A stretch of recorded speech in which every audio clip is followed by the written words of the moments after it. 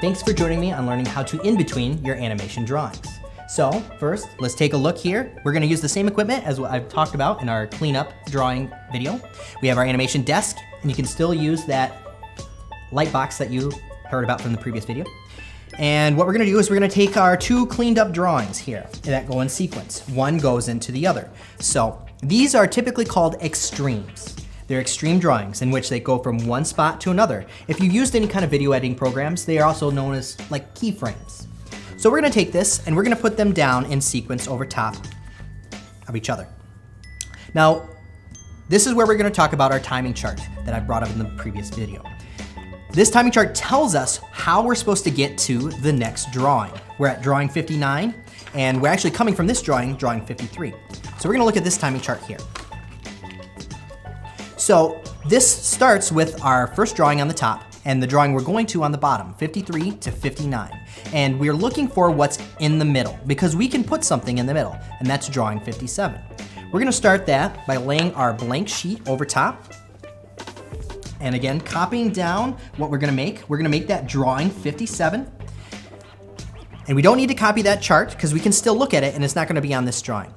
Now what we wanna do is basically put a drawing that is exactly in between the two drawings that we've seen.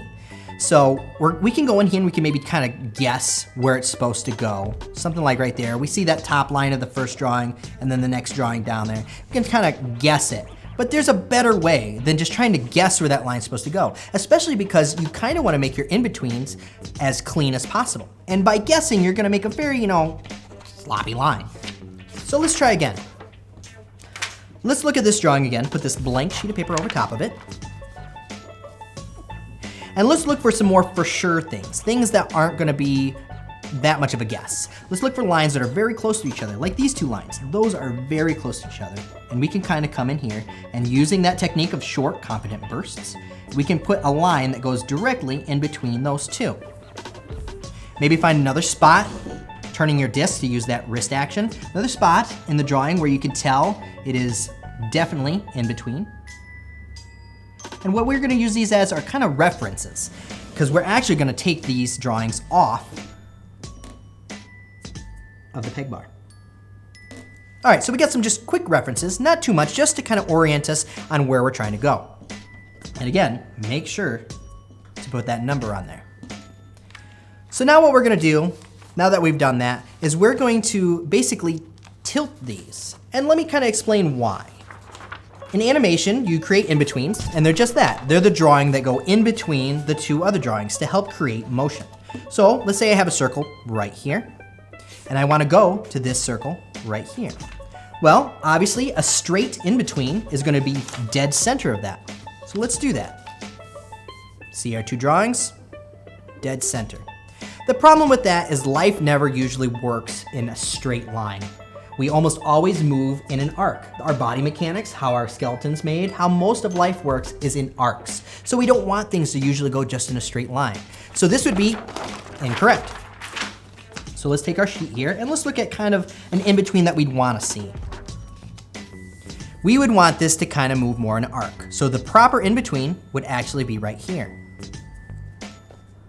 So wait a minute, how can we emulate this in a more complex drawing, knowing where the arcs are supposed to be? Well, that is why we have the shift and trace method. Let's take our drawings back here with our in-between with their reference drawings on there. And what we're gonna do is we're going to keep them off the peg bar and we're gonna use a little Scotch tape. We're gonna shift these and try to find where we can match the lines up the best we can. So let's see where we can match that up. I've got some lines here on the bottom drawing that match with the top drawing very similarly on his arm and his belly here, and I'm gonna match them up as best I can. I'm gonna take the Scotch tape, 2 points so that way they don't shift.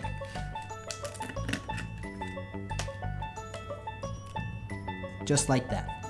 Now, how do you know where to put your in-between triangle to go? That's why we have these reference lines. They're gonna help us kind of orient where they're supposed to go. You can either line them up with the ones that we did, or you'll notice these two lines here, this reference line will wanna go right in the center of that.